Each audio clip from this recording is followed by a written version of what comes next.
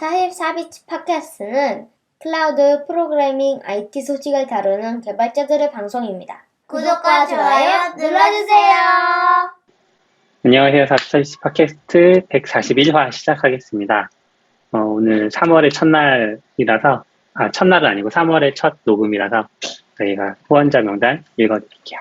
패트리온 통해서 김재현님, 이승규님, 박현우님, 전찬주님, 최준호님, 변정훈님, 박재권님, 디쥐님, 서지연님, 지훈님, 강성진님, 홍반장님, 윤상현님, 박스텀프님, 변용훈님, 이범재님, 황지민님, 한종원님, 최승우님, 이성환님, 이민성님, 애쉬84님께서 정기적으로 후원해주고 계십니다. 고맙습니다.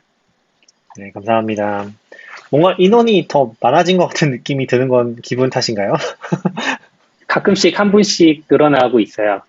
최근에 알프레덕 님도 패트리온 후원 시작해 주셨는데 제가 못 드렸네요. 알프레덕 님도 후원해 주고 계십니다. 네네. 알프레덕 님이 사실 저희 같이 합류를 해주시긴 했거든요. 네, 맞아요. 얘기하면 안 되는 건가? 아무튼, 나중에 잘라주시는 걸로 하고, 저희 같이 일을 하게 돼서, 네, 그런 게 하나 있었고, 그리고 그때 저희가 또 예전에 방송했던 거 좀 많이 참고하셨다고 한 게 있어가지고, 그거 하시면서 후원도 같이 해주신 게 아닌가 싶어가지고, 잠깐 언급해봤습니다. 방송에 도움이 되셨던 거란 건가요? 네네네. 아마 예전에 그걸 거예요. 스톡옵션 관련된 요런 에피소드들? 그런 거 CP랑 저랑 너굴님이랑 같이 막 얘기했던 게 있어가지고, 네. 도움이 좀 되셨다고 하더라고요. 감사하군요. 네. 나중에 또 한번 얘기할 기회가 있으면 그런 것도 얘기해보면 좋을 것 같아요. 네. 시피님 오셨네요? 시피님, 안녕하세요. 네. 안녕하세요. 안녕하세요. 방금 화면이 막 OBS 뜨시고 이상하던데? 제 맥북을 이제 그 USB-C 허브 연결해서 하는데, 그럼 맥북을 덮거든요. 네네네. 그리고 이제 웹캠이 따로 있는데, 걔를 인식 안 해요, 지금. 그렇다고 맥을 펼 수도 없고. 열심히 중간에 세팅하겠습니다. 네네. 안 그래도 오늘 아무 주제가 없어가지고 지금 타임라인 얘기할까 생각 중이었거든요. 근데 시피님이 있으면 구글맵, 네. 네네, 같이 얘기할 게 많을 것 같아서 기다리고 있었습니다. 혹시 다른 작은 주제 같은 거 얘기하실 거 있으신가요? 너굴님이나 아웃사이더님? 아니요. 타임라인이 궁금합니다. 이거 누가 써주신 것 같은데? State of JS 2021? 그렇네요. 그거 썼네요. 저도 이거 보진 않았는데. 주제가 너무 딴 거 하나밖에 없어서. 네. 이건 온라인 하시는 분들은 많이 보셨을 것 같은데, 한 5년, 6년 된 것 같은데, State of JS라고 해서 자바스크립트 생태계에 대해서 설문조사를 계속하고 있거든요. 그래서 무슨 라이브러리 제일 많이 쓰고, 백엔드를 못 쓰고, 비드 툴 못 쓰고, 이런 것들. 아니면 CSS 무슨 프로퍼티 많이 도입됐고, 분야별로 해요. 관심이 있는지, 사용하는지, 만족하는지, 이렇게 그게 다르잖아요. 관심 있는데 안 쓸 수도 있고 하니까. 네. 그런 걸 별로 해서 다 통계를 좀 내주고 있어서, 약간 저는 이제 매년 나오면 이렇게 한 번씩 둘러보게 되는 것 같아요. 이제 한 5, 6년치가 쌓이다 보니까, 이제, 뭐가 좀 인기 있다가 내려가는구나, 아니면, 요즘 뭐가 주목받는구나, 이런 것들을 좀 볼 수 있어서, 네. 좀 참고하고 있어서. 흥미로웠던 부분들이 있으신가요? 저는 근데 일단 딱 들어가자마자, 네, 두 번째 섹션이 티셔츠라는 게 제일 흥미하고, 이런 거 보면. 돈을 벌어야 하지 않을까요? 그것도 그렇고, 티셔츠 가지고 싶다, 약간 이런 느낌? 사까 했는데 약간 제 취향의 티셔츠가 아니라서. 저는 요즘에 이런 거 예전에도 아마존이나 이런 거 가면 많이 받아왔었는데, 이제는 약간 안 해도 싫어하고, 줄 데도 없고 해가지고. 잘 안 받긴 하거든요, 안 사거나. 아무튼, 요게 있어서 좀 반가웠고, 근데 저는 그냥 잠깐 봤는데, 라이브러리 같은 거 들어가 보니까 되게 그래프나 이런 거 인상적이긴 하네요. 좀 특이하게 그려놨네. 네. 이게, 그래서 해석하기도 쉽지 않아 볼수 보이는데. 있어요. 네. 그래서 보통 세티스파이 기준으로 보면 저는 약간 몰랐던 것들도 있었던 것 같아요. 특히 백엔드 프레임워크 같은 거는 뭐 스벨트 킷은 알았는데 아스트로? 아스트로 그래서 이런 것도 검색해보고 이제 상위에 새로 나온 것들이 많이 등장했더라고요.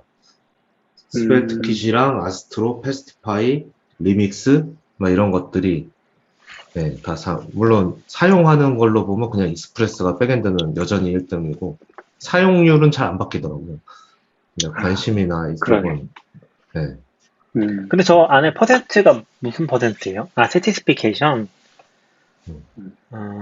응답자의 이게 단일 선택이 아니니까 그런 것 같은데 아닌가? 그러게요. 저 퍼센트의 근데 의미가 이거 위에 그렇지 선택할 않을까요? 수가 있더라고요. 세티스피케이션, 인터레스트, 유세이지, 어웨어레스 이렇게 선택할 수 있어가지고. 그게 아니라 네. 그 합산이 100%가 넘는 이유를 얘기해 주셨다는 것 같아요. 합산이. 네네. 저도 그런 것 같아요. 저도 왠지 다중선택지인 것 같고. 근데 뭐 이 사용률을 보니까 이게 2020년대부터 여기도 약간 좀 지금 그런 느낌이네요. 춘추 전국시대라고 해야 되나? 약간 2019년까지는 거의 익스프레스, 넥스트.js, 개츠비 밖에 없는데 2020년에 보면 한 7개에서 2021년에는 10개 넘게 이렇게 그러게요. 그러네요. 네. 있어가지고 이게 되게 인상 깊긴 하네요. 이쪽도 뭔가 바뀔 수도 있겠네요, 판도가. 그러네요. 계속 나오더라고요. 프론트도 거의 변화 없다고 생각했는데 네. 스벨트를 생각보다 사람들이 좀 관심 가지는 거랑 솔리드? 이것도 보면서 이건 뭐야 또 이렇게 그러게 세티스피케이션의 제일 높은 게 지금 솔리드군요. 네. 근데 이거 갑자기 튀어나왔나 보네요. 2021년에. 네, 갑자기 튀어나온 것도 좀 있더라고요. 저도 이제 모카해서 테스트 쪽도 좀 더 보는데 네네. 이거 바이트에서 만든 테스트 도구인데 네, 이게 갑자기 상위권으로 튀어 올라와서 신기하긴 했어요. 특히 테스팅 도구 같은 거를 그렇게 자주 바꾸진 않는다고 좀 생각을 해서 라이브러리 같은 거에 비해서는 더 쉽게 바꿀 수 있나? 네네. 그 아웃사이더님은 모카 그 오픈소스에 참여하고 계시는 거죠? 네, 컨트리뷰터로. 네네. 그렇죠. 모카가 계속 떨어지는 듯한 모양을 보여서 항상 가슴이 이게 약간 세티스피케이션 그런 게 있는 거 아니에요? 지금 다른 거를 봐도 세티스피케이션의 순위는 되게 새 거들이 높거든요. 그러니까 새로 나온 그쵸, 툴들의 그쵸. 만족도가 굉장히 높거든요. 그러니까 약간 등장을 하면서 이제 좀 사람들을 홀리는 그런 것들이 뭐 패러다임을 제시한다든지 그런 게 좀 있지 않나 싶고 그쵸. 사용률로 보면은 사실 변화가 없거든요. 백엔드도 아까 네, 보면은 익스프레스, 넥스트.js, 개츠비, 넉스트, 네스트 이게 다 순서가 작년이랑 똑같아요. 그렇죠. 근데 밑에 새로운 것들은 되게 많아. 되게 재밌긴 하네요. 이렇게 보니까. 저도 요즘에는 막 이렇게 넓게 관심 가지는 게 힘들어가지고 제가 뭐 JS 쪽이 메인이 아니기도 하고 잘 안 보긴 하는데 그래도 가끔씩 보니까 재밌긴 하네요. 이거 한번 또 하나씩 찾아보긴 해야겠네요. 뭐 그 외에 뭔가 주목하시는 거 있나요? 아웃사이더님은 뭔가 파보고 싶은 거라든지 그런 거 혹시 있으셨나요? 보시면서? 그렇진 않고요. 아니, 너무 많이 나와서 요즘. 네. 아마 전에는 없었을 건데 이번에는 모노레포 카테고리가 아예 새로 나와서 아무래도 확실히 프론트는 모노레포를 많이 쓰고 저희 회사에서도 모노레포 얘기가 좀 나오는데 저거를 그냥 도구들을 잘 알지 못해서 그런 거 좀 봐야 되겠다 정도 생각을 하고 있어요. 그리고 요것도 트렌드로 뭔가 자리 잡는 느낌이긴 하네요. 요거는 2021년부터 나섰구나, 그거가.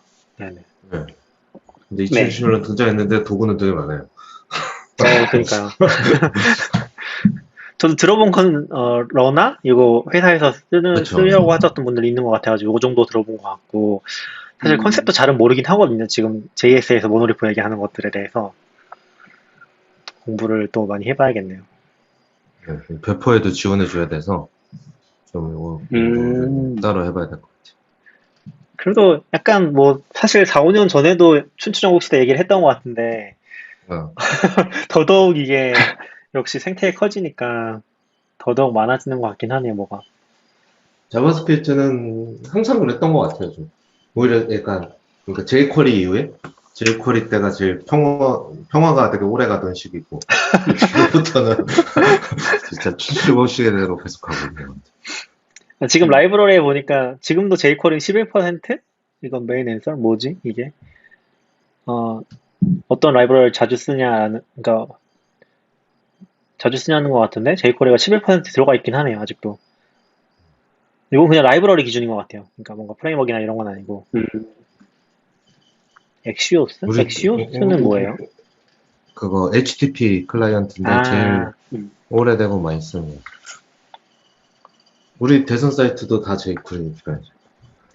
그쵸. 로데시, 모멘트 이런 거 봤던 것 같고 데이트 FNS 이거 포매팅 관련된 그런 건가요? 네, 그 날짜 관리, 날짜. 아, 뭐, 모멘트 비슷한 거. 3일 뒤, 네, 모멘트인데, 모멘트보다 더 조금, 모멘트 뒤를 잇는 거죠.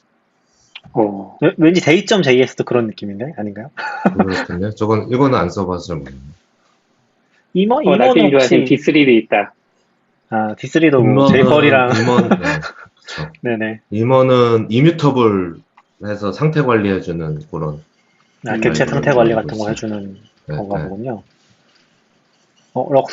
럭슨이랑 람다도 하시나요? 람다는 왠지 느낌이 살짝 오긴 하는데. 람다는 그거 뭐죠? 그, 펑셔널 그런 걸로 알고 있어요. 럭스는 잘 모르겠네요. 그렇군요. 한번 저도 나중에 쭉 보고서 재밌는 거 있으면 같이 얘기해봐도 좋을 것 같아요. 네, 아무튼 이런 사이트가 나왔다고 하니까. 리소스에서 좀 고무적이라고 해야 되나? 그거는 이제 참고하는 사이트들이 있잖아요. 사람들이 공부하려고.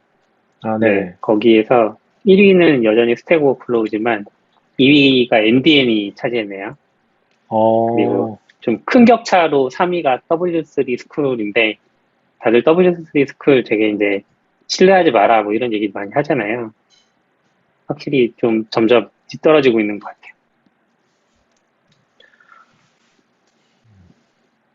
W3 스쿨은 약간 그게 궁금하긴 하네요. 이것도 시계열이 좀 궁금하긴 하네요. MDL이 올라가고 있는 건지 그런 게 잘 안 보이긴 해서 원래 높았던 건지 올라가고 있는 건지 그런 부분들. 그러게요. 근데 아무래도 좀 뭐 SEO도 그렇고 뭐 W3 스쿨도 검색을 했을 때 잘 걸리는 것도 있고 그런 부분에서 어쩔 수 없나 싶긴 한데 콘텐츠 면에서는 MDN이 훨씬 좋긴 하니까 계속 올라가는 것 같긴 해요. 결국에 뭐 SEO의 기본 자체가 콘텐츠다 보니까 MDN은 계속 올라갈 수밖에 없지 않을까 싶긴 한 것 같아요. W3 스쿨은 왜 이렇게 SEO를 잘하는 걸까요? 사실 MDN은 옛날부터 올라왔어야 되는데. 그쵸, 맞아요. 아마 제 생각에는 기본적으로 좀 초기에 그런 키워드들에 대해서 그러니까 구글은 되게 키워드가 중요하긴 하거든요. 글을 쓰는 것보다도 예를 들면은 뭐라고 해야 될까? 뭐 div 태그라고 한다면 div 태그라는 제목을 가지고 글을 쓰는 사람들은 사실 많지 않잖아요. 뭐 없진 않지만 그러다 보니까 이제 레퍼런스성 글들이 많이 올라갔던 것 같은데 초기에 차지하면서 그게 계속 갔던 것 같아요. 느낌상.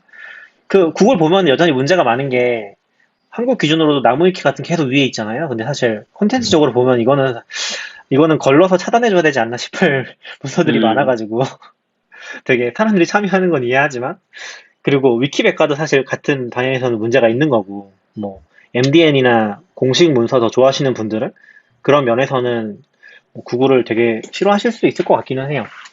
근데 구글도 요즘 SEO도 구글 자체가 별로가 됐잖아요, 이제. 그쵸. 저 약간 느낀 것 같아요. 한국이 기술력이 더 좋았구나. 요즘에 구글에서 한국 콘텐츠도 이제 검색 많이 되잖아요. 같은 동일 성능상에서 경쟁하다 보니까 요즘 구글 검색하면 광고가 진짜 많이 나와요. 네이버 예전 이야기처럼. 그리고 실제로 그것 때문에 미국에서도 구글, 그러니까 뭐 광고 이야기 아니라 검색 퀄리티가 너무 떨어진다? 그런 이야기 진짜 많이. 저도 뭐 자전거나 뭐 특정 만약 드론이라고 치면 뭐 그런 거 치잖아요. 구글 검색의 첫 페이지에 막 옥션 다 나와 막 이런 것만 나와요. 옛날에는 정보가 나왔는데. 근데 저는 그게 제 개인적인 생각은 일단 약간 블로그로 돈 벌려는 사람들이 그 침투한 게 하나가 있고, 두 번째로는 컨텐츠가 없어서 그런 것 같긴 해요. 약간 좋은 컨텐츠가 없는 거죠. 드론했을 때 보여줄 만한 좋은 컨텐츠가 한국어로 없는 거죠. 아니요, 있어요. 그래서 요즘에 저도 막 클리안 검색할 때 무조건 사이트 클리안 넣고 검색하거든요. 아, 그런 건 좋은 것 같아요. 근데 그게 아마 게시판이나 이런 애들은 SEO가 그렇게 잘 돼 있진 않아서 위로 가기 좀 힘든 것 같고, 그래서 나무위키 같은 게 엄청 걸리는 것 같고, 그런 생각은 좀 들어요. 그래서 최근에 그거잖아요. 최근에 그 해커뉴스에서 엄청 화제됐던 게 저 자세히 안 읽어보긴 했는데, 구글이 망해가고 있다고 쓰면서 이제 자기는 무조건 레딧으로 검색한다고, 이제 아, 맞아요. 레딧이 맞아요. 진짜 검색 엔진이 되고 있다. 약간 그런 거. 그런 것도 저는 되게 신선하긴 했어요. 아니요, 저 레딧 그래요? 안 쓰니까. 저는 그거 보면서, 아, 역시 인터넷 강국은 한국이구나. 예전에 한국이 네이버 약간 그런 카페. 거 먼저 겪은 느낌이잖아요. 아, 그쵸, 그쵸. 네이버 카페에서 검색하고 막 그랬어요. 근데 지금도 그래요. 저도 지금도 그런 거 많이 느끼는 게, 지금 운전도 좀 시작하고, 그리고 집 인테리어 하면서 많이 알아보면 느낀 건데, 그 항상 검색을 할 때 네이버 가서 뷰에 필터링 카페로 해서 검색하거든요. 진짜 그렇게 많이 쓰는 것 같아요. 구글을 진짜 좋아하는데, 구글엔 아무것도 없어. 그런 종류의 정보 같은 경우는. 그러다 보니까 네이버로 진짜 검색 많이 하는 것 같아요, 요즘에. 그런 정보 때문에. 그리고 네이버 카페가 되게 악랄하다고 해야 되나? 이 레딧이랑은 좀 다른데, 검색을 하면은 공개된 글들이 많잖아요. 그러니까 검색 경로로만 들어갈 수 있는 글들이 많잖아요. 진짜 완전 비공개한 거 외에는 카페 글들이 노출이 되니까 그런 식으로 가입 안 된 상태에서 좀 보고, 뭐 필요하면 가입하고 그렇게 되는 것 같아요. 그거 모르는 분들도 많더라고요. 그러니까 진짜요? 커뮤니티에 네이버 카페 기본이 검색에 노출되는 게 기본이거든요. 맞아요. 예. 근데 이제 아까 말하신 대로 그게 다른 애들이 긁어가면 그냥 들어가면 그 링크로 못 들어가는데, 그 링크의 제목을 정확하게 알면 제목을 네이버 카페 검색에 그대로 치면 들어갈 수 있어. 맞아요. 그게 리퍼럴로 하는 건지 뭘로 하는 건지 정확하지는 모르겠는데, 리퍼럴은 아니었던 것 같고. 저도 뭐 까보진 않았는데, 그거 실제로 재현하게 들어가는 방법이 있는 것 같긴 하더라고요. 뭐 그렇게 맞아요. 예전에 좀 돌기도 했었고, 맞고 돌고 그러는 것 같은데. 근데 사용하는 네이버가 입장에서 알기가 어려우니까, 이거 읽어봐 라고 던져주게 되는 것 같긴 해요. 맞아요. 네. 그런 거는. 그래서 사실 의식적으로 하시는 분들은 아예 비공개 걸고서 그 카페만 노출되도록 그 검색 걸리는 옵션이 따로 있었던 것 같아요. 카페 글 쓸 때. 그런 식으로 하는 것 같더라고요. 그러면 이제 안 걸리니까. 그래서 뭐 그런 식으로 좀 활용을 하고 있긴 하죠. 레딧도 그런 느낌인가? 레딧을 제가 안 써서 잘 모르겠어요. 레딧은 비공개는 아니긴 했던 것 같은데. 저는 레딧은 좀 적응하기 좀 글을 보기가 어렵더라고요. 네, 좀. 근데 그래도 그 글 쓰신 분이 그 내용에 넣었던 건가? 정확히 기억은 안 나는데, 레딧은 진짜 꾸준히 상승하고 있었거든요. 구글 트렌드로 봤던 건가? 그런데 레딧은 계속 올라가고 있어요, 트래픽이. 다른 뭐 구글도 그렇고, 구글은 워낙 높았으니까 사실 그냥 왔다 갔다 하는 것 같은데, 레딧은 진짜 계속 상승하고 있고, 이번에 상장도 했나? 아니면 한다고 했나? 그런 얘기 나왔던 것 같고, 5월에 의외로 하나 뭔가, 본데? 3월에 하나. 이번 달인가 그럼? 이번 달이네요. 그래서 저는 의외로 레딧이 뭐 잘 될까 했는데, 작년에 막 밈 주식 터지면서 또 엄청 화제되고, 올해 막 상장 얘기까지 나오는 거 보니까 진짜 신기했던 것 같긴 해요. 레딧이 상장하는군요. 진짜 롱런 해서 키워온 느낌이 살짝 있잖아요. 그쵸. 레딧 진짜 오래되지 않았어요? 얘도 뭐 한 10년 넘게 됐을 것 같은데? 10년 넘었죠. 약간 네. 이거의 가치를 잘 모르다가, 저는 약간 그게 있었거든요. 예전에 앱 혼자 개발하면 한국은 네이버 카페 홍보하면 진짜 잘 돼요. 다운로드 진짜 높은데, 일본이랑 미국에도 홍보하고 싶은데 얘네들이 이런 데가 없는 거예요. 그래가지고 그 뭐죠? 일본은 투채널이라 그러고, 미국에도 그게 레딧이었나? 트랙리스트? 아니, 트랙리스트 말고 그런 DC 인사이드 비슷한 느낌의 미국에도 뭐가 있었는데, 예전에. 포텐. 약간 포텐. 그구 사이트 아니에요? 네, 그거 사이트. 아니, 레딧이었나봐요, 그러면. 막 그런데 홍보하고 싶은데, 없더라고요, 의외로 다른 나라는. 근데 이 한국인이 누렸던 이 커뮤니티의 재미를 이제 미국 사람들도 모바일에서 적극적으로 느끼는 게 아닌가? 옛날에 홍보하고 그럴 때는 요즘은 잘 안 가는데 프로덕트 헌트? 뭐 커뮤니티랑은 그치, 좀 그치. 다르긴 하지만 전 저도 레딧 상장하면 레딧을 사야 되겠다. 구조를 잘은 모르는데 그 레딧도 그런 게 있었던 것 같아요. 그러니까 보는 게 제한이 있는지는 잘 모르겠고 제가 깊게 안 써봐가지고 근데 쓰거나 그 관리하는 거에 대한 제약은 다 따로 걸리는 걸로 알고 있거든요. 글 쓰고 싶어도 토픽에다 마음대로 쓸 수 있는 게 아니라 뭐 어떤 기준을 충족해야지 글 쓸 수 있다든지 그리고 이제 내가 썼는데 막 관리자가 지워버린다든지 그런 게 있었던 것 같긴 해요. 맞아요. 약간 네이버 맞아요. 카페처럼 그 토픽별로 관리자 같은 사람이 있고. 음. 꽤 엄격했던 기억이 있어요. 맞아요. 제가 기억나는 건 그 뭐지? 약간 배틀 그라운드인가? 그런 거. 그 게임방이거든요. 개인 게임방 만들어서 이제 자랑하는 채널 같은 거 있잖아요. 그런 음. 게 좀 재밌었고 레딧에서 기억나는 거. 음, 그거 외에는 우리 시각화 할 때 거기다 홍보 음, 한참 차트킹이라는 거 만들어가지고 했던 것 같은데 그 망했던 것 같고. 잘렸잖아요. 올리면 잘리고 막 그렇잖아요. 맞아요. 그때 우리도 경험했죠. 유튜브로 뭔가 해볼 수 있을까? 누군가 하는 걸 보면서 포기. 네. 그랬었죠. 저희 구글 맵 이야기해요. 저 배고파요. 네. 인사는 많이 해주셨는데 다른 코멘트는 없군요. 네. 구글맵 얘기하시죠. 네. 뭐 소개를 먼저 해야 될 것 같은데요. 그 제가 얘기를 할까요? 대표님이 네네. 제가 얘기할게요. 네. 저도 잘 몰랐는데, 혹시 뭐 다른 분들은 알고 계셨나요? 구글 맵이 한국에서 거의 접었었다면서요? 접은 건 아니죠. 그게, 저도 정확히 기억 안 나는데, 한참 그 문제 있었잖아요. 지도 반출 문제. 그게 벌써 저는 한 5년 전? 이렇게 느껴지는데, 4년 전, 5년 전 이쯤인 것 같은데, 그때 저도 팔로우를 안 했었고, 저도 구글 맵 많이 안 썼으니까 신경 안 썼는데, 그 시점부터인가? 어느 정도 지나서 구글이 한국 지도를 아예 업데이트 안 해버리고 기능을 다 차단했다고 하더라고요. 타임라인도 아이폰에서랑은 안 됐던 것 같아요. 제가 찾아보니까 나중에.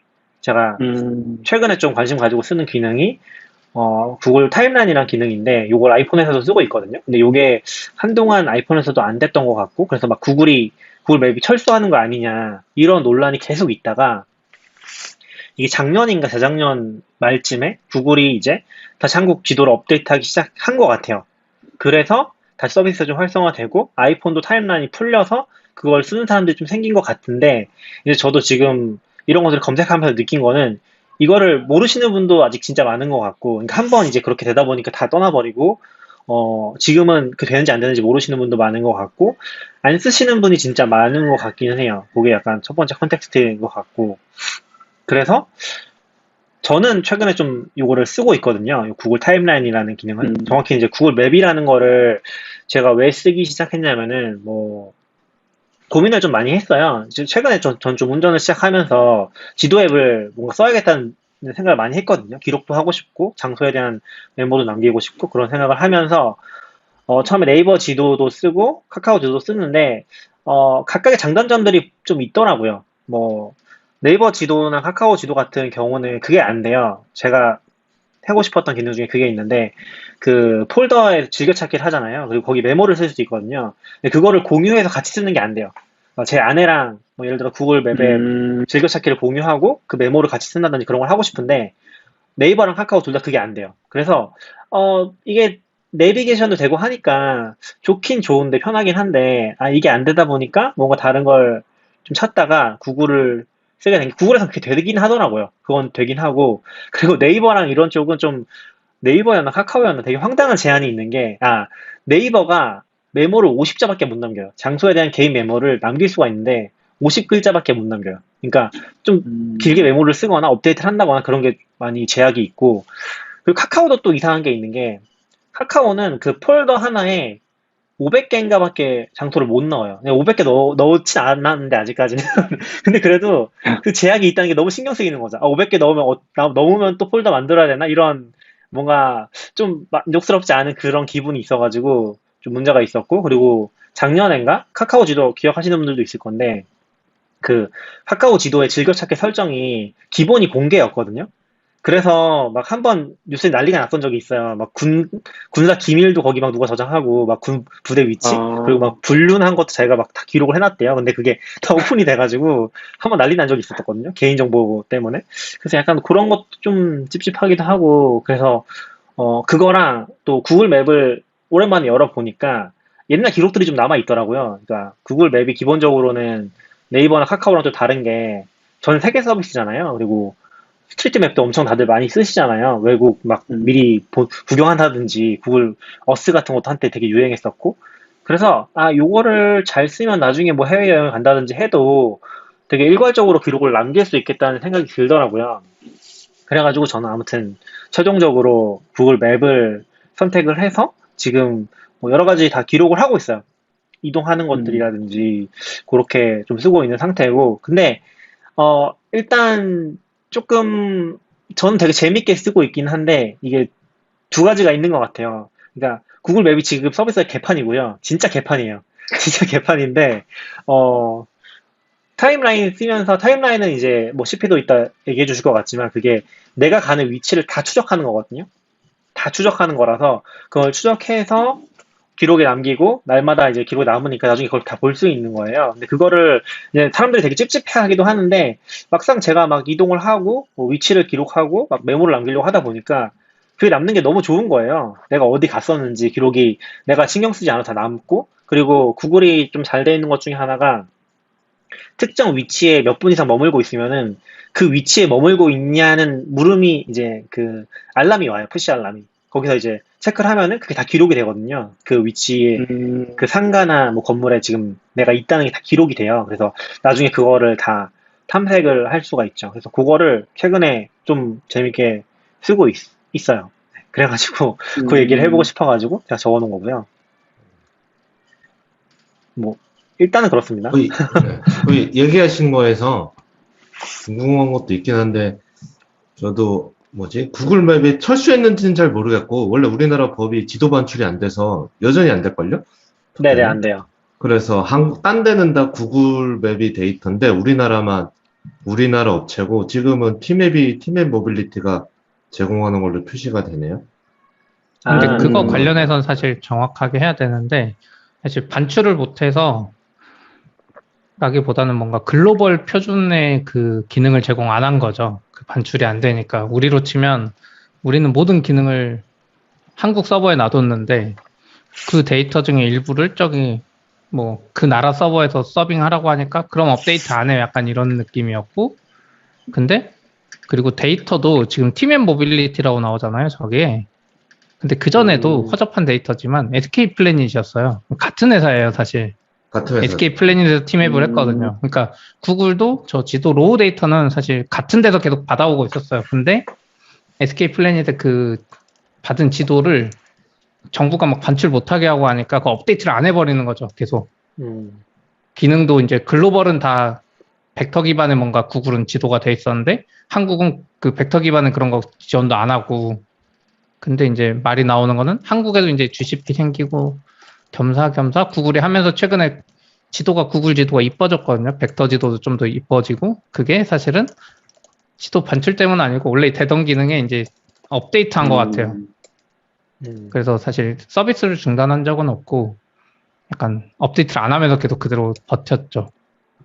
맞아요. CP 말이 맞고 이게 사실상 이제 구글이 버린 거 아니냐 이런 얘기가 나왔던 게 예를 들면은 지도가 3, 4년씩 업데이트가 안 되니까 그 위성 사진 같은 게 업데이트 안 되고 그리고 지금도 위성 사진이 네이버나 카카오는 되게 확대가 잘 되잖아요. 막 여기 주차장 있는지 찾거나 그럴 때도 쓰는데 구글은 그렇게 안 돼요. 구글은 되게 뭐라고 해상도가 낮거든요. 그런 식으로 돼 있는데 그게 몇 년 동안 거의 업데이트 안 되고 구글 스트리트도 중단해버리고 그리고 아이폰에선 타임라인 안 되고 그리고 내비 기능이 있잖아요, 구글에. 근데 그것도 일부 됐던 것 같은데 어느 시점부터 다 안 됐거든요. 그게 최근에 지도 업데이트가 되면서 그 최근에 1, 2년 전인 것 같은데 최근에 지도 업데이트가 되면서 지금도 안 되긴 하는데 그 대중교통만 살아났어요. 그 내비게이션 기능이. 그래서 그게 지금 되고 있는 상태? 약간 어중간한 상태죠, 지금도. 그래서 그런 식으로 흘러가고 있는 것 같더라고요. 아예 막 이거를 진짜 잘 지원해주고 있는 그런 것도 아니고 구글 스트리트를 막 어디선가 업데이트 한다는 얘기도 있는데 대부분은 이제 다 엄청 오래된 정보로 남아있고 막 그런 상태인 것 같더라고요. 맞아요. 근데 이제 저는 어차피 이게 한국을 위해서 만든 기능이 아니라서 데이터만 채워지면 진짜 기능 업데이트는 빠를 것 같아요. 아까 대중교통 이런 것도 그렇고. 물론 한국엔 더 좋은 게 있지만 한국엔 더 좋은 대안이 있어서 그렇지만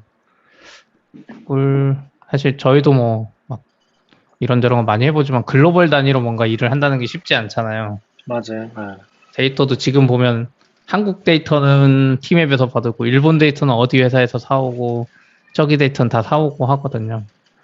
그래도 저는 구글 지도 조금 많이 좋아졌고 사실 저는 구글 지도보다는 그 아까 말한 구글 타임라인 이걸 엄청 중요하게 썼거든요.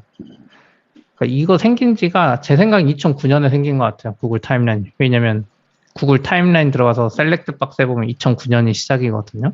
아, 그리고 저는 보니까 그 구글 타임라인 기능을 2010년 12월부터 켰어요.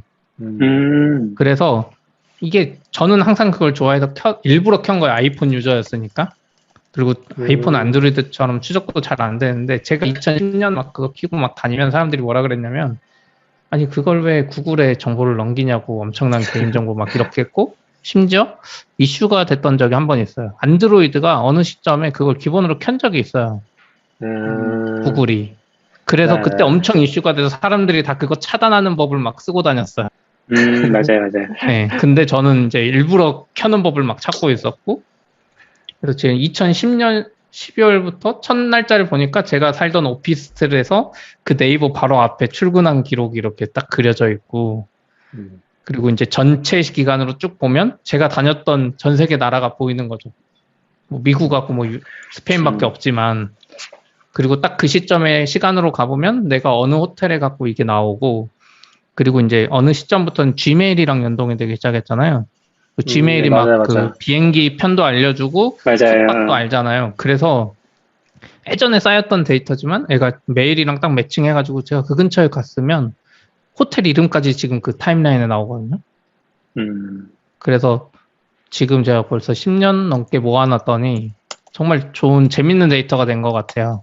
그래서 저는 개인적으로는 이런 거 켜는 걸 엄청 선호하는데 한 번 놓친 적이 있어요. 제 안드로이드 폰으로 바꾼 적이 있는데 작년인가 재작년에 안드로이드가 그게 기본으로 꺼져 있는 거예요. 전 너무 오랜만이라 그 생각을 못했죠. 그래서 한 6개월인가 그 데이터가 로깅이 안 되는데 그게 너무 억울하더라고요. 그러니까 약간 그거예요. 그 정부 막 검찰이 조사하다 보면 너 며칠에 어디 갔고 요즘에 뭐 막 오세훈 시장 뭐 생태탕이나 뭐 대장동이나 막 이런 거 막 기록이 나오잖아요. 근데 나는 그 시점에 내가 어디 있었는지 알 수 있어요. 기억이 나지 않는다가 아니라 정확히 뭐 어디 가서 뭘 했고 저도 방금 찾아보니까 신혼여행 갔을 때 뭐 스페인 갔다가 신혼여행 돌아오자마자 처갓집에 갔네 이 기록이 있더라고요. 지도상에. 그 지워진 6개월 빼고. 네, 지워진 6개월 빼고. 그래서 나중에 제가 막 60, 70이 되면 그때는 시대가 바뀌어서 이거 가지고 막 구글이 VR도 해줄 것 같고. 그래서 제 생각에 이게 개인정보에 민감한 분들이 아니면 켜놓기를 권고하고 특히 요즘 같은 시대에는 내가 어디 있었다는 거를 증명해야 될 수도 있잖아요. 몇 시에 내가 어디 있었다. 물론 디바이스 기준이지만. 그럴 때도 유용하지 않을까? 근데 이제 여기서 이제 낙교님 최근에 좀 놀라운 걸 들었던 거는 이제 애가 한 뒤에서 10분인가? 혹은 애플은 API가 있어서 위치가 바뀔 때마다 혹은 통신탑이 바뀔 때마다 좌표를 보내는 그런 기능이 있거든요. 데이터를 좀 적게 쓰면서. 그래서 좀 띄엄띄엄 있어요. 위치가. 맞아요. 근데 낙교님은 그걸 거의 뭐 실시간으로 해놨더라고요. 게임 수준으로. 그래서 그 이야기 좀 들어보고 싶었어요. 아, 네네. 그 이야기도 하기 전에. 네. 뭐 얘기하시죠, 사이다님. 그 전에 저 타임라인을 기능을 안 써봐서 들으신 분들도 모르는 분도 있을 것 같은데 이게 저도 지금 앱 들으면서 앱 만져보니까 앱의 타임라인에서 위치 공유 키기 하면 타임라인이 계속 기록되는 건가요? 맞아요. 구글 맵에 있을 거야 아마. 따로 경로 이렇게 안 하고 켜놓고 네. 앱은 켜놔야 되는 거잖아요. 앱을 아예 아니요, 지워버리면. 앱이 백그라운드에 그래? 있어도 그냥 알아서 수집을 해요. 그 앱을 계속 켤 필요가 없어요. 근데 아이폰 백그라운드에서 아. 내려버릴 수도 있잖아요. 거기서 들어가면 안 아니, 되는 뒤에 건가요? 되더라고요. 저 구글 맵을 그래요? 켜질 아. 않거든요, 사실. 한번 키기만 하면 되는군요. 네, 최초에 설정만 하면 그게 계속 기록이 되는 것 같아요. 저도 정확히 모르겠는데, 저 아이폰인데, 최근까지 잘 되고 있더라고요. 제가 일단 CP님 얘기해 주신 거 기반으로 해서 조금 업데이트를 해보고서 아까 CP님 얘기해 주신 부분도 제가 설명을 좀 네, 드려볼게요. 그게 CP님이 얘기한 것처럼 이게 사실은 폰마다 설정이 들어가 있어요. 그러니까 그 위치 수집을 할 때 그 아까 아웃사이더님이 지금 뭐 설정을 하면 되는 거냐고 하셨는데 그게 그거 키는 것도 있는데 설정을 어디 찾아보면은 특정 폰에서 수집을 할 거냐 그런 것들 체크하는 게 나오거든요. 내가 로그인된 기기들이 목록이 나와서 거기서 체크를 꼭 해줘야지만 그게 실제로 동작을 해요. 예를 들면 아이폰이면은 그 아이폰 앱에서만 돼요. 그래서 그 아이폰 앱에서 그 설정에 들어가가지고 그 기기를 체크해줘야지 이 수집이 실제로 시작이 되거든요. 그래서 그게 하나가 있는데 이제 CP님 얘기한 것처럼 이게 기기별로 있다 보니까 그거를 놓치면은 수집이 안 되는 거죠. 기기를 바꿨다든지 새로운 기기를 쓰면은 그게 수집이 안 되고 그리고 또 주의해야 될 점이 이게 뭐 휴대폰을 두 대를 쓰시는 분이 있어요. 뭐 아니면 아이패드를 쓴다든지 그러면서 여러 대에서 수집을 걸어놓으면은 이게 또 개판이 되거든요. 그 지도를 보면은 완전 이상하게 막 난리가 나요. 그래서 한번 해봤는데 혹시 이게 자기네가 알아서 좀 잘 조합을 해서 잘 정리를 해줄까? 이런 생각을 가지고 해봤는데 실제로 개판이 되더라고요. 그래서 하나만 쓰시는 게 좋고 뭐 아이폰 쓰시면 아이폰만 한다든지 뭐 이제 안드로이드 쓰시면 안드로이드 메인으로 쓰시는 거에다 설정을 하시는 게 좀 좋기는 하고요. 그리고 저도 CP님 얘기처럼 그런 게 기록되는 게 너무 좋을 것 같아서 지금까지는 뭐 크게 신경 안 썼는데 뭐 저는 그게 약간 계기가 된 게 운전인 것 같긴 한데 뭐 돌아다니니까 그런 게 좀 좋을 것 같다는 생각이 들어서 시작을 했던 거고요. 그리고 조금 방금 찾아보니까 이게 아이폰에서는 몇 년 동안 안 됐던 기간이 있는 것 같긴 해요. 그래서 2017년 글인데 이걸 켜려면은 막 1번 유심을 넣거나 1번으로 뭐 어떻게 계정을 바꿔가지고 켜면 아이폰 된다 막 이런 글들이 있거든요. 그래서 일정 기간 동안 동작을 좀 안 했던 것 같긴 해요. CP님이 예전에부터 쓰셨다고 하니까 근데, 되다가 아, 안 됐다가 다시 풀린 것 같기는 하거든요. 저 근데 정확히는 저는 계속 모르겠지만. 켜져 있었던 것 같아요. 왜냐면 그러면 제가 이제 끊긴 기간이 없어요, 2017년에. 켜져 있었을 때는 되는 그런 걸 수도 있을 것 같고, 근데 새로 활성화하는 게 안 됐던 기간이 있는 것 같아요. 그러다가 이게 2019년에 풀렸다고 하거든요. 그때부터는 이제 아이폰으로 추가로 설정하는 게 가능했던 것 같아요. 그런 히스토리가 있는 것 같고요. 그리고 아까 CP님이 얘기했던 거 제가 조금 이제 그 부분을 얘기를 드리면은 이게 실제로는 백그라운드에서 돌아가요. 그래서 저도 이게 앱마다 다른 것 같아서 일괄적으로는 잘 모르겠긴 한데 아이폰에서도 그냥 한번 켜놓고 쓰면은 잘 돌아가는 것 같고요. 얘가 백그라운드에서 어쨌건 뭔가 설정이 있겠죠. 구글이 뭐 특별한 걸 했는지 잘 모르겠지만 그래서 그거는 잘 수집이 되긴 하고요. 이게 수집을 제가 테스트를 좀 해봤어요. 최근 아이폰도 옛날보다 빈도가 더 떨어진 걸로 알거든요. 10배님 아마 초반 했을 때보다 최근에 아이폰이 그 보안 정책 같은 게 강화되면서 이게 되게 많이 빈도가 떨어진 걸로 알고 있고, 그래서 거의 그냥 백그라운드에 켜놓으면은 한 10분에서 15분에 한 번 정도 수집이 되는 것 같아요. 근데 그렇게 보면은 제가 예를 들어서 한 1시간 정도 동네 상체를 하고 오면은 점이 몇 개 안 찍혀 있는 거죠. 되게 직선으로 이제 엄청나게 먼 거리를 왔다 갔다 하기 그렇게 쭉 직선으로 찍히거든요. 특히 차로 이동하면은 뭐 거의 그런 직선들이 연속으로 돼 있으니까, 그리고 어떤 조건에 따라서 수집이 더 길어지기도 하고, 이 전력이라든지 그런 것 때문에, 그런 식으로 수집이 되다 보니까, 요거를 좀 더, 상세하게 수집할 수 없을까라는 생각이 들어가지고, 그거를 여러 가지로 좀 테스트를 해봤던 것 같아요. 그래서 뭐, 남아있는 안드로이드 폰으로도 테스트 해봤는데, 사실 안드로이드 폰도 기본으로 백그라운드 도는 거는 크게 다르지는 않더라고요. 이게 안드로이드 쪽은 앱마다 배터리 설정 같은 게 다 있거든요. 그래서 그런 거 다 켜주고, 성능 최적화로 켜주고, 그리고 지도 설정도 항상 보냄으로 켜주고 그런 거 다 해도 이게 지도 위치는 정확한데 뭐라고 해야지? 요 수집하는 간격이라고 해야 되나? 그거는 여전히 한 10분 정도에 한 번? 5분에서 10분 정도에 한 번인 것 같아서 안드로이드 폰을 쓴다고 요게 좀 잘 기록이 되는 건 아닌 것 같았고, 그래서 기본적으로 쓰시면 그냥 쓰시면 되는 것 같아요. 아이폰 쓰시는 분이나 뭐 안드로이드 쓰시는 분이나. 근데 이거를 더 많이 수집하고 싶다, 그러니까 점들을 더 촘촘하게 수집을 하고 싶다, 그러면은 할 수 있는 게 두 가지가 있거든요. 하나는 그 구글의 내비게이션 기능을 키는 거예요. 구글에 아까 내비게이션 기능이 있다고 했잖아요. 근데 실제로 동작은 되게 제한적이에요, 지금은. 근데 그 대중교통으로 잡아놓고 예를 들면 서울인데 부산을 그냥 잡아놓고서 그렇게 켜놓고 다니는 거예요, 그냥. 그러면은 조금 더 촘촘해져요. 백그라운드에 돌지만 이게 뭐 원래는 10분 정도였다고 하면은 한 5분에 한 번 정도, 5분에 한 번 정도 이런 식으로 좀 조금 더 촘촘해지는 게 확실히 느껴지고요. 그리고 제일 많이 수집을 하고 싶다. 그냥 내가 트릭한 거를 예를 들면 뭐 운동 앱들에서 기록하는 것처럼 더 촘촘하게 기록을 하고 싶으면은 앱을 켜고 다니시면 됩니다. 진짜 구글 앱을 포그라운드에 켜놓고 다니시면 되고요. 제가 지금 해보고 있는 거는 제가 그래서 최근에 좀 휴대성 좋은 안드로이드 폰을 하나 더 가지고 다니면서 기록을 해보려고 고민을 하다가 뭐 사실 플립 한 대를 사긴 했어요.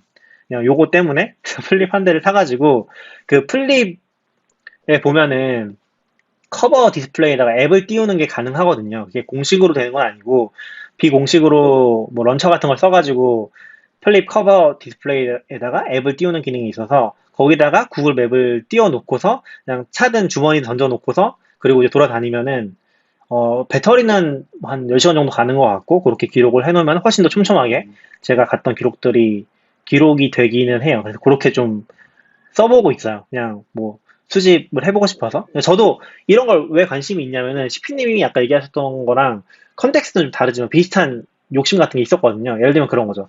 돌아다니면서 사진을 찍는데 사진에 GPS가 남으면 좋겠는 거예요. 뭐 DSLR이라든 그런 것들을 쓰면서도 그런 걸 되게 해보고 싶었는데 사실 이게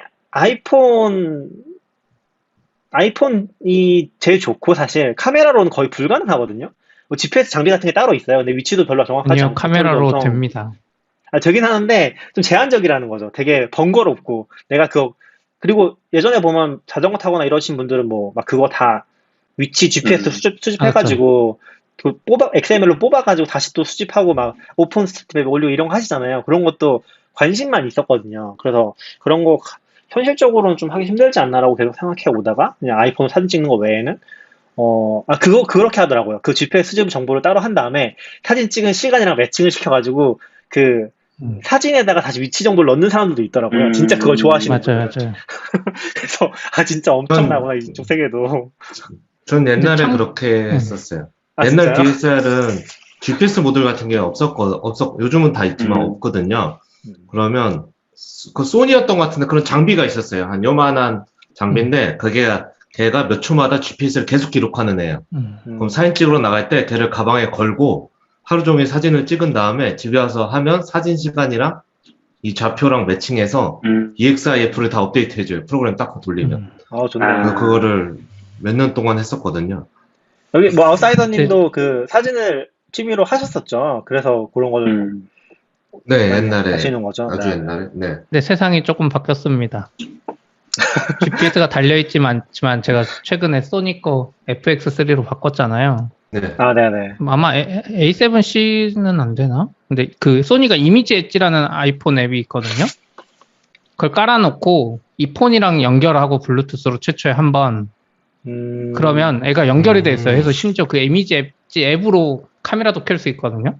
그래서 어떻게 하냐면 이 카메라를 딱 켜는 순간 이미지 엣지 앱이랑 연결해서 위치 정보를 가져와요. 그래서 사진 찍으면 그 위치 정보가 남아있어요. 그러니까 순식간에 찍지만 않으면 켜고 한 3, 4초 있으면 위치 정보가 있어요. 카메라에. 그래서 카메라 찍으면 메타데이터에 남아있더라고요. GPS가 DSLR에 찍은 게. 좋네요. 그래서 조금 좋아졌어요. 그래서 그건 좀.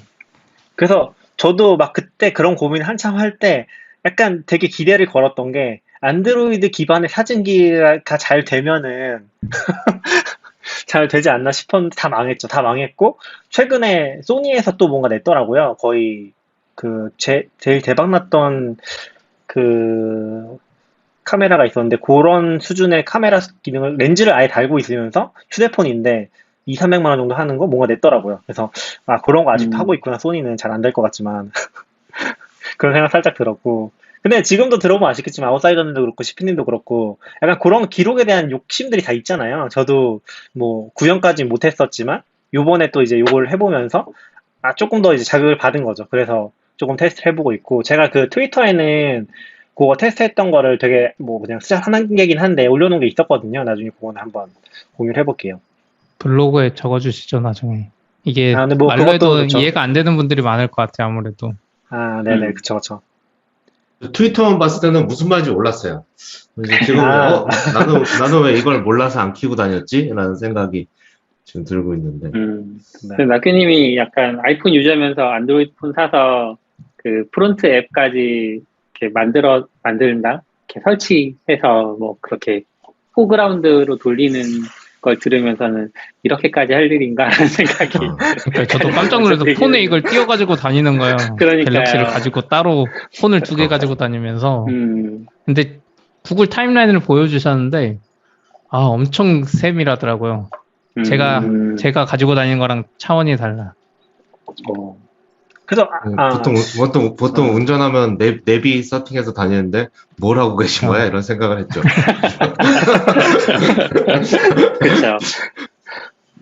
그래서 약간 그런 거에서 좀 재미를 느끼고 있는 것 같아요. 타임라인이 그거 재밌긴 하더라고요. 근데 제가 좀 거기에 덧붙여서 이제 얘기를 하고 싶은 포인트는 지금 아까 서비스가 개판이라고 했잖아요. 구글 맵이. 실제로 되게 개판이긴 합니다. 그러니까 지금 좀 힘든 게 경기도만 넘어가도 구글 맵에서는 도로명 주소 검색이 안 돼요. 혹시 아시나요? 도로명 주소 도로명 주소를 구글에서 찾으면 안 되죠. 네이버에 찾아야죠.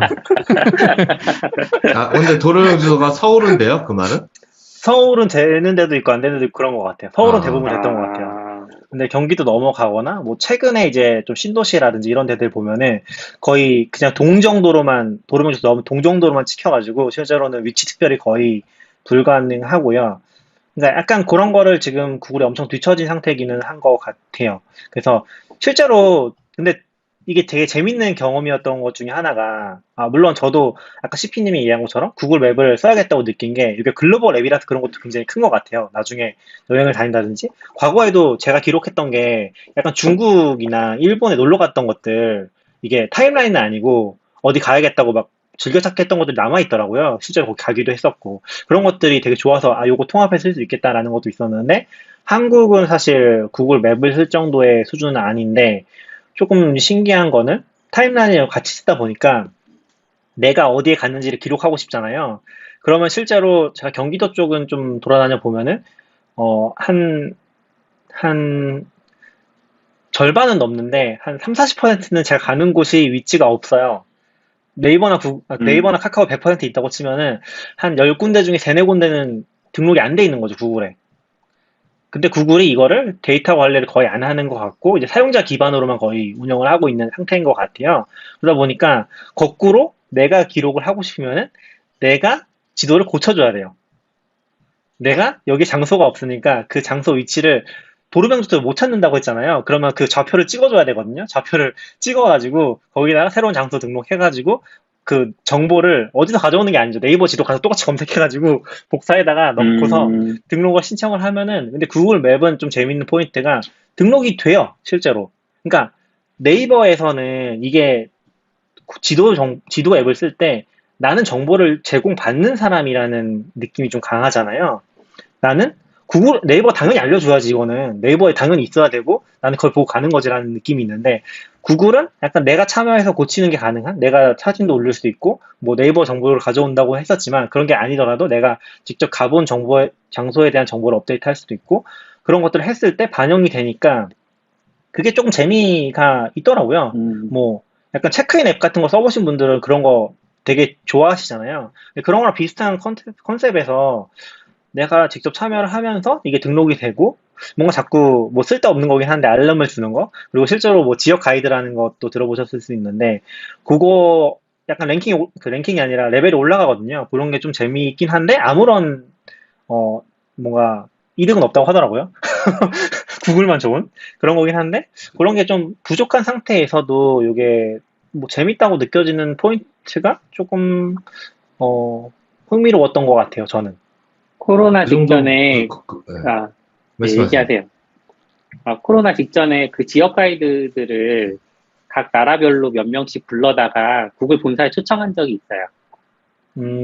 갔다 오셨나요? 그래서 이제 아니요. 그때 이제 지역 가이드들한테 안내 메일이 와서 지역 가이드로 어떻게 활동할 건지 앞으로는 어떤 계획이 있고 뭐 너를 소개하고 뭐 이런 것들을 짤막하게 유튜브 영상을 만들어서 보내달라. 그거를 심사를 해서 한국에서 몇 명, 뭐 일본에서 몇 명 이런 식으로 자기네 미국에 데려가서 뭐 이렇게 해보겠다, 행사를 하겠다 이런 얘기들이 있어서 솔깃했다가 바빠서 잊어버리고. 근데 그렇게 장소 추가하는 얘기 들으니까 거의 그 정도면 오픈 스트리트 맵 같네요.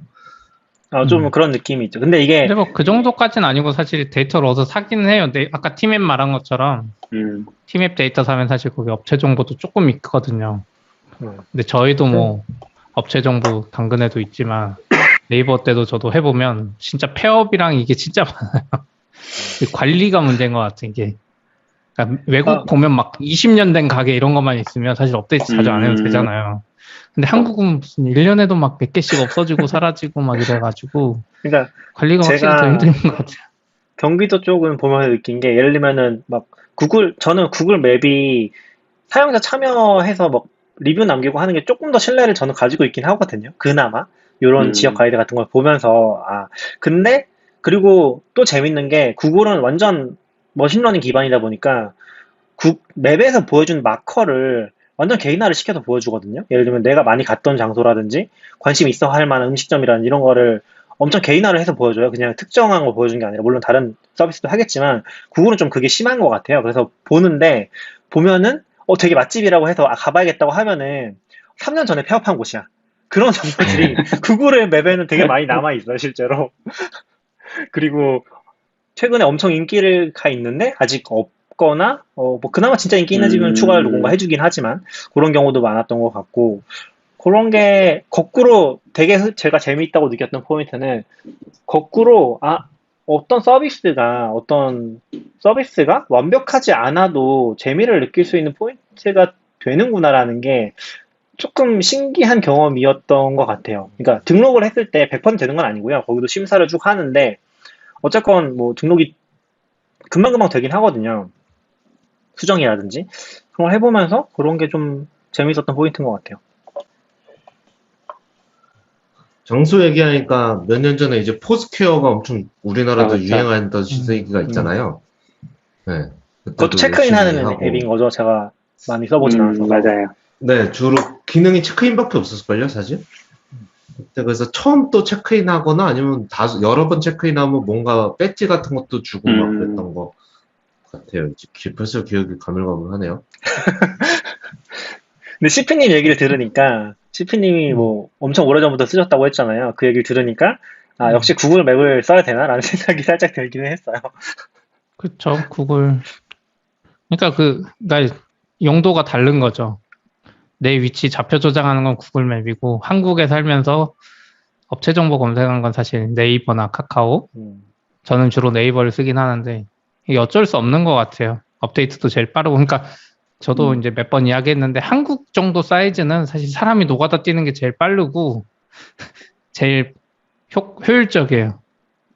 한국 정도의 나라 땅덩어리랑 업체 정보는 그냥 사람이 손으로 노가다 하고 막 알바 쓰고 하는 게 제일 빠르고 근데 이제 글로벌 막 구글이나 이런 애들은 약간 그 정도까지 가기에 기술력이 계속 더 개선돼야 되는 것 같더라고요. 그러니까 한국만 대상으로 만드는 게 아니니까 얘네들이. 구글도 보면 미국이나 이런 데 또 엄청 좋잖아요. 미국 가서 써보면. 사실 저는 4년 전에 구글 맵을 되게 유용하게 썼는데 그때 호주 가서 여행할 때였거든요. 근데 그때도 이미 호주에서는 구글 맵에서 내가 가고 싶은 위치를 검색하자마자 아래쪽에 대중교통 정보가 다 떠요. 누르면 이제 루트를 다 보여주고 루트를 선택해 놓으면 선택된 루트에 따라서 뭐 갈아타거나 이런 거에 대해서 다 알람이 오고요. 그 내비게이션 기능도 바로 돼서 또 뭐 자차로 이동한다고 하면 내비게이션 켜서 바로 이동하면 되고 그리고 트래픽도 보여줘요. 그래서 1시간 뒤에 30분 전에 뭐 얼마나 시간이 바뀌는지 내가 가는 소요 시간이 어떻게 바뀌는지 요즘은 이제 한국 내비게이션들도 다 그걸 도입했는데 그러니까 4년 전에 벌써 구글은 그런 것들을 다 제공을 했어서 사실 우리는 한국에 살고 있어서 모르지만 지금 미국이나 이런 데서 구글 맵을 사용해 보면 또 새로운 기능들이 더 있을 것 같거든요. 서비스적으로. 그래서 좀 구글 한국 좀 신경 써주면 좋겠다. 서비스적으로 재미있고 좀 유용한 기능이 되게 많았는데 아쉬움이 좀 있네요. 신경 안 쓸 것 같아요. 어려운 시장이긴 한 것 같아요. 애플도 그렇고, 뭐 구글도 그렇고, 사실 우리는 많은 것들을 거의 제공 못 받고 그러고 있잖아요. 그러니까 아니에요. 이번에도 우리는 한국에서 제공받고 있죠. 한국 회사들이 더 잘해주고 있죠. 그렇죠. 뭐 그렇긴 하지만 이게 약간 좀 아이폰 이제 뭐라고 해야지? 앱등이로서 이제 얘기를 해보면 애플페이라든지 이런 거 다 통합해서 쓰고 피차트 싶은데 시국에 포함 안 되고. 예. 그렇다고 뭐 구글에서 엄청 사랑받는 것도 아니고 그 구글의 피처폰이 아니라 구글의 그 폰이 뭐죠? 그 픽셀. 픽셀도 픽셀. 거의 출시 안 해주고 구글, 애플 다 외면받는 음. 느낌이 있죠. 돈을 이게 더 뭐- 많이 써야 됩니다. 정말 종전 선언이 되면 달라지는지 모르겠는데 네.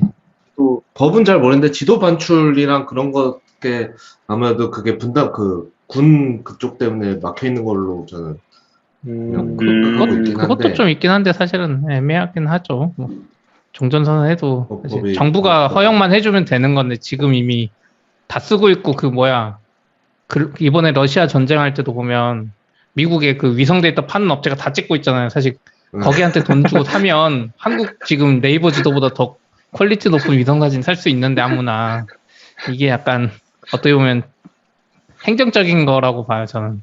그렇죠. 이미 살 수 있는데. 옛날에 있던 건데 의미 없이 법이 남아있는? 제가 알기로는 체크인 기록 같은 것도 외부 서버로 옮기면 그거 다 뭔가 따로 그러니까 이용약관처럼 따로 저도 전에 여행 서비스 만들 때 그때는 한국 리전이 없으니까 일본으로 보내니까 그거 다 위치 뭐 동의 받아야 되고 이용약관 말고 추가 동의를 다 해야 돼서 엄청 귀찮았어요. 약간.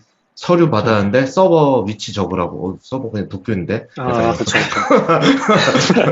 어디든지 좀 모르겠는데 근데 저도 예전에는 그런 게 좀 이상하다고 생각했는데 역시 한국이 인터넷에서 앞서 나간다는 생각을 또 한 번 하게 되는 게 국제에서도 앞서 나가는 것 같아. 왜냐면 우리나라가 그런 막 정보를 한국에 저장해라 이런 거 했었잖아요.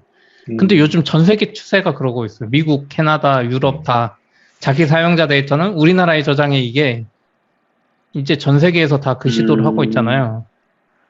해주고 구글이 제 생각에 그것도 들어서 구글이 지금 지도 이렇게 해준 것도 사실 한국 때문이 아니라 유럽이 하도 요구하니까 유럽 거 만들면서 그럼 한국 것도 이제 이렇게 하면 되겠네 하면서 해준 게 아닌가? 그럴 수도 있죠. 유럽은 사실 더 심하잖아요. 한국만큼 맞아요. 비슷하죠. 개인정보 아예 밖으로 내보내지 말라 그러고 데이터 자체를 그 나라에 저장하게 하는 약간 어떻게 보면 글로벌 기업 입장에서 개발자들은 좀 짜증나고 한 군데서 하면 되는데 그렇죠. 그래서 그게 근데 되게 어떻게 보면은 얘기하시죠. 만드는 입장에서는 사실 법이라서 그런지 잘 모르겠긴 해요. 뭐 GDPR이나 이런 것도 지금 한국에도 유럽 사람이 있잖아요. 그렇죠. 그러니까 그거를 구분할 수가 없는데 우리는 그런 법, 예를 들어 저 지난 회사에서도 캘리포니아 사람들한테만 제공해야 되는 어떤 법이 있는데 캘리포니아 사람의 기준이 뭐야? 이거를 어떻게 어떤 기준으로 이거를 해야 이 법이 말하는 게 뭐지? 막 이런 거. 결국은 그냥 IP 같은 그걸로만 했는데 사실 IP가 그렇게 디테일하게 잡히진 않잖아요. 그렇죠. 네. 그래서 그럼 이 정도로 하면 이게 통과가 법이 괜찮은 건가? 문제가 됐을 때 아닌가? 막 이런 것도 되게 좀 어려운 문제. 전 그래서 요즘 그 생각 많이 했는데 당근마켓이 약간 글로벌 규제에 맞는 사업이구나. 아까 말한 대로 어느 나라 사람인지도 다 구분돼 있고 그렇죠. 서로 완전 딴 나라 사람이랑 통신할 이유도 없고 저희 맞아요, 처음에 맞아요. 아키텍처 할 때도 TV를 다 두는 게 맞냐 글로벌 기업은 다 한 군데서 놓고 가는데 했는데 요즘 보니까 우리는 그냥 되네. 더 좋아. 이게 더 좋네. 막. 더 편할 수 있죠. 맞아요. 뭔가 노회사 홍보를 하시네. 아웃사이더님이 얘기하셔서 생각난 건데 저번에 그게 있었거든요. 어느 해외 언론사를 잠깐 구독을 했었어요. 영어로 된 거. 근데 그거를 구독 취소를 하려고 보니까 약간 미국도 웃긴 게 아직도 전통적인 거? 그 뉴욕타임즈였던 것 같긴 한데 전통적인 그런 영업 방식이 남아 있어서 취소는 전화를 해라. 그런 거예요. 아니, 내가 전화를 할 수도 없고 자신도 없고 해외 전화가 돼도 근데 찾다 보니까 그게 있더라고요. 내가 주소를 캘리포니아로 바꾸면은 해지가 돼. 온라인상에서. 아, 그 법 때문에. 그래서 괜찮네. 그걸로 바꿔가지고 캘리포니아고 네, 그 카드 아, 주소를 그걸로 바꿔가지고 바꾼 다음에 그 들어가니까 버튼이 생기더라고요. 실제로 그게 그래가지고 그걸로 취소를 했거든요. 그래서 그 기억이 하나 남아 있어요. 그렇죠. 그 법이 그런 게 있죠. 네. 약간 캘리포니아 법에서 요구해서 야, 내 개인정보 줘. 그러면 90일 이내인가? 우리가 가지고 있는 모든 퍼스널라이즈 정보 다 뽑아서 줘야 돼요. 맞아요. 뭐 줄기찾기 누른 거, 뭐 언제 뭐 본 거, 막 이런 거 다 뽑아가지고. 그 지금 구글도 보면은 그런 게 많이 바뀐 것 중에 하나가 이 타임라인 데이터도 며칠 후에 폐기할지 그런 걸 설정할 수가 있어요. 예를 들면 2달만 남기고서 그 이유권 다 날리라든지 1년이라든지 그런 게 아마 설정이 가능할 거거든요. 그래서 그런 게 있어서 뭐 쓰신다고 해도 조금은 더 부담 덜하고 쓸 수 있지 않나? 라는 생각도 들고, 그리고 그게 아까 얘기했던 것처럼 또 다른 컨텍스트이긴 하지만 그 데이터를 내가 받아올 수는 있어요. 타임라인이 되게 아쉬운 게 이 타임라인에 대한 API는 없거든요. 구글에 제공해 주는 게. 그래서 그거를 내가 프로그래밍하게 뭐 쓸 수는 없는데, 대신에 그 로우 데이터를 받아서 아마 그게 뭐 XML 형식이든 그런 형식일 것 같은데, 그걸 받아다가 내가 나중에 뭐 다른 형태로 쓸 수는 있는 걸로 알고 있어요. 그래서 그거를 일괄적으로 이제 뭐 아까 아웃사이더님 얘기한 것처럼 걔도 이제 GDPR이나 이런 것 때문에 그걸 추출하는 기능을 제공해 주거든요. 그렇게 가져다 쓰는 것도 뭐 가능은 할 것 같아요. 혹시 뭐 구글이 도저히 못 믿었다고 한다면 네. 그런 게 다 돼 있더라고요, 이미. 네, 침묵의 시간. 오늘 네, 시간이 많이 되기는 해서 1시간 정도 얘기했네요. 뭐 일단 뭐 본 주제는 요 정도로 할까요? 네. 네.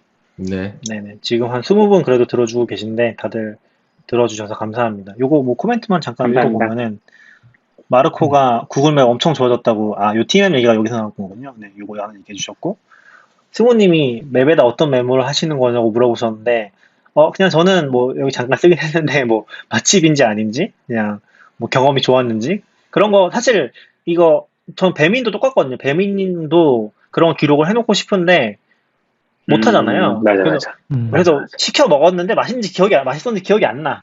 그럼 여기 시킬 데가 없으면 그쵸, 계속 그쵸. 고민하게 되는 거죠. 그래서 그런 거라든지 약간 그렇네요. 살짝 메모해놓으면 주차 편했는지 뭐 이런 것들, 그런 거 그냥 메모해놓으면은 나한테 보이니까 나중에 또 갈 때 참고하고 그런 식으로 쓰는 것 같아요. 네. 그래서 메모 되게 좋아요. 실제로 써보면. 참고로 맛집 앱은 올레라고 있는데 그거 괜찮아요. 낙교님 좋아하시는 그거 알아보세요. 원래 오래되긴 네. 했는데 그거 레일즈 잘하시는 그분이 만든 걸로 아는데 네네네. 오래전. 들어는 봤어요. 갑자기 이름 까먹었네요. 아무튼 그분. 요즘 다시 어. 열심히 하고 계시더라고요. 홍대사님 아닌가요? 이제 레일즈 네, 맞아요. 치고. 아, 네. 네네. 그것도 있었고, 최근에 폴이 뭐 운동 기록하실 때 스트라바? 이런 것도 쓰시는 것 같더라고요. 스트라바 유명하죠, 맞아요. 스트라바 네, 저도 너무 안 써봐가지고 달리기 할 때 써볼까 생각해 보았었어요. 걔도 막 조깅 낙교님 코스 같은 거 데이터를 기록하는 것 보고 같더라고요. 낙교님 그 구글 데이터를 보고 싶다. 맛집이라고 별- 메모한 거랑 별거 없는데. 약간 이거 나중에 그렇게 되는 거 아니에요? 회사에서 이거 제출하라고 하는 거 아니에요? 재택 막 심해지면? 너 왜요? 뭘 진짜 제출- 이랬는지 아. 이제 막 소송하면 다 아, 볼 수 있는 거. 타임라인 어디 있었는지. 네, 다 지워버려야겠다. 나는 기록 안 내가 하고 소명하는 있다가. 거지. 뭐 아무튼. 네네. 네, 아무튼 아주 수고하셨습니다. 네, 네, 수고하셨습니다. 수고하셨습니다. 들어주셔서 고맙습니다. 네, 감사합니다. 방송은 종료할게요.